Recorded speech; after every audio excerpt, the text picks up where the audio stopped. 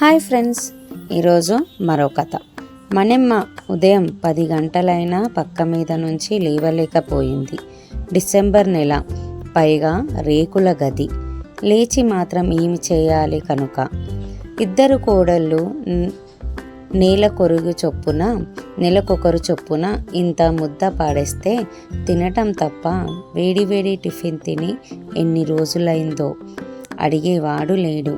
70 ఏళ్లకే సరైన పోషణ లేక శరీరం నీరసించిపోయినది. రోజు రోజుకి వృధా పోయింది ముసలి. 10 అయినా లేవలేదు. గది బయట పెద్ద కోడలి గొంతు వినపడింది. లేస్తున్నానమ్మా, బలహీనమైన గొంతుతో జవాబిచ్చింది మనెమ్మ. లేచి మొహం గడుగు. నీళ్ళ టీ పాత బల్ల మీద పెట్టి వెళ్ళిపోయింది. లేచి మొహం కడుక్కొని వచ్చేసరికి టీ చల్లారిపోయింది. అదే గొంతులో పోసుకొని చద్దన్నం కోసం ఎదురు చూస్తూ కూర్చుంది. ఇంకో అరగంటకి చద్దన్నం, పాత చింతకాయ పచ్చడి ప్లేట్లో వేసి పోయింది కోడలు. రోజు అదే అన్నం, ఏదో ఒక పచ్చడి తిని విసుగు వస్తోంది. అయినా చూసేదేమీ చేసేదేమీ లేదు. ఎవ్వరూ అడిగేవారు లేడు. ముసలి మనిషిని ఎవరు బాధ్యత తీసుకుంటారు? ఒకే వృద్ధాప్య పెన్షన్ తీసుకునేటప్పుడు నెలకొక కొడుకు వంతులేసుకొని డ్రా చేసిన డబ్బు జేబులో వేసుకోవటమే తప్ప నెలకొకసారైనా నోరు తీపి చేయాలని అనుకోరు. మనెమ్మ నిట్టూర్చి స్నానానికి లేచింది. వేడి నీళ్లు ఈనాడు నోచుకోలేదు. ఎండలో బకెట్ నీళ్లు ఉంచి అవి గోరువెచ్చగా అయ్యాక స్నానం చేస్తుంది.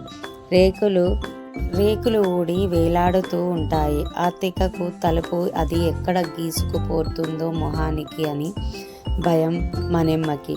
ఒక శీల కొట్టేయమని ఎన్నిసార్లు అడిగినా వినిపించుకోకున్నా పాపాన పోరు ఎవరు. నెలకొక ఒంటి సబ్బు, ఒక బట్టల సబ్బు ఇస్తారు అంతే. అంతకు మించి ఏమీ విదిల్చరు. జీవితం అంటే విరక్తి కలుగుతోంది. చావు రాదేమి, యాతన లేని నిద్రలోనే ప్రాణం పోయేలా చూడమని దేవుణ్ణి కోరుకొని రోజు లేదు. మనెమ్మ జీవితం భర్త ఉన్నంతకాలం బాగానే గడిచింది. అరెకరాల భూమిని అయినా చేసేవాడు. పాడి పంటలు జీవితం ఉన్నంతలో బాగానే గడిచిపోయింది. ఇద్దరు కొడుకులని బాగానే చదివించాలని చాలా ఆశపడేవాడు రమణయ్య. ఆయన ఆశ నెరవేరలేదు. పెద్ద కొడుకు చిల్లర వ్యాపారం పెట్టుకున్నాడు. రెండోవాడు ధాన్యం కమిషన్ బిజినెస్ చేస్తున్నాడు. కోడళ్ళు మామగారు ఉన్నంతకాలం నోరు మెదపలేదు. క్రమంగా మనెమ్మ స్థానం వేప చెట్టు కింద రేకుల గదిలోకి మారింది. ఎప్పుడైనా వరండాలో కూర్చున్నా సూటిపోటి మాటలతో బాధించేవారు. నలుగురు మనవళ్ళున్న వాళ్ళని చేరదీయటానికి